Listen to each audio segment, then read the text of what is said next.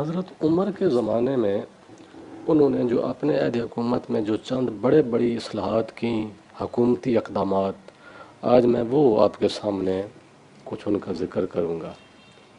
ایک تو یہ ہے کہ وہ پہلے شخص ہیں کہ ربیع الاول 16 ہجری میں تاریخ مقرر کی۔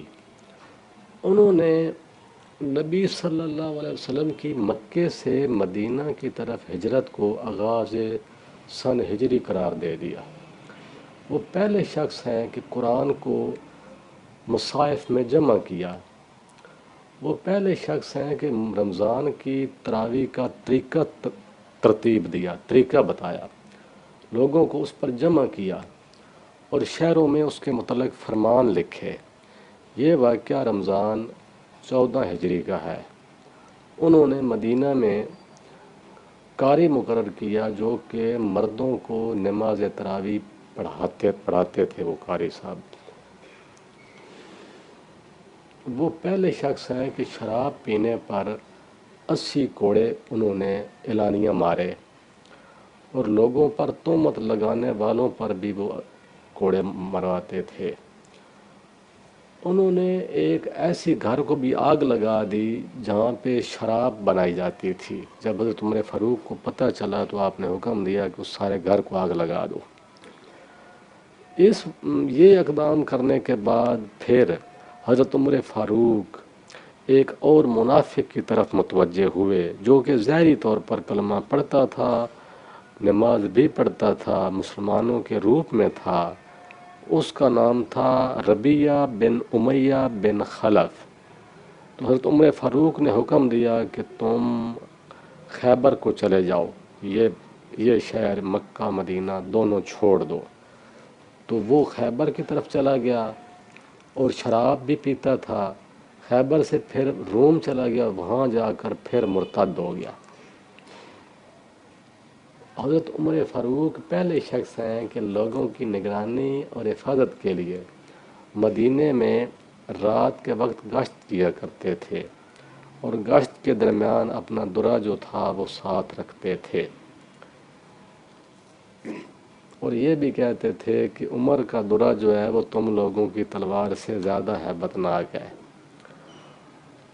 عمر فاروق کے دور میں بہت سی آپ نے فتوحات بھی کیں اور بہت سے شہروں اور زمینوں پر جو وہ فتوحات تھیں بہت سے شہروں اور زمینوں پر مشتمل تھیں، ان کی پمائش کروائی گئی اور مال غنیمت جو تھا وہ سارا اکٹھا کیا گیا۔ انہوں نے پورے عراق کو، اس کی بستیوں اور پہاڑوں کو، یہ سارا ان کا فتوحات تھیں۔ آذربائیجان، بصرہ اور اس کی زمین، اجنادین، یہ ساری فتوحات عمر فاروق کے زمانے میں ہوئیں۔ موصل، مصر اور اسکندریہ فتح کیے۔ جس وقت وہ شہید کر دیے گئے ان کا لشکر رے پر موجود تھا اور اس کا اکثر حصہ وہ فتح کر چکے تھے۔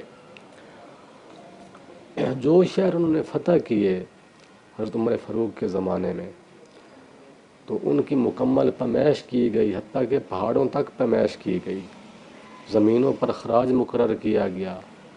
جو غیر مسلم رعیت تھی جن کو ذمہ کہتے تھے ان پر جزیہ مقرر کیا گیا اور جزیے کی مقدار مقرر کی گئی۔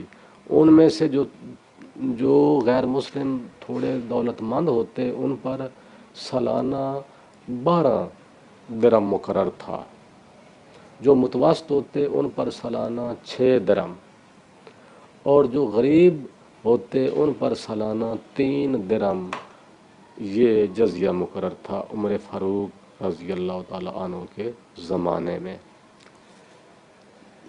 وہ حضرت عمر فاروق کے زمانے میں کوفہ، بصرہ اور شام، مصر اور موصل یہ نئے شہر بسائے گئے، وہاں عربوں کو آباد کیا گیا۔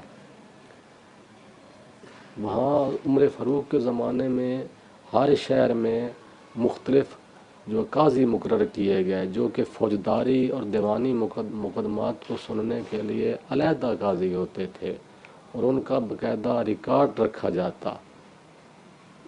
اور یہ بھی ان کی اصلاحات میں جو سب سے بڑی اصلاحات میں وہ ذکر کرنا بھول گیا، وہ یہ تھی کہ انہوں نے اپنی رعیت میں ہر بچہ جو پیدا ہوتا تھا اس کا وظیفہ مقرر کر دیتے تھے، ہر بچے کا جو پیدا ہوتا اس کا وظیفہ مقرر ہو جاتا اور اس کے بالغ ہونے تک اس وظیفے کی مقدار بتدریج بڑھاتے جاتے تھے۔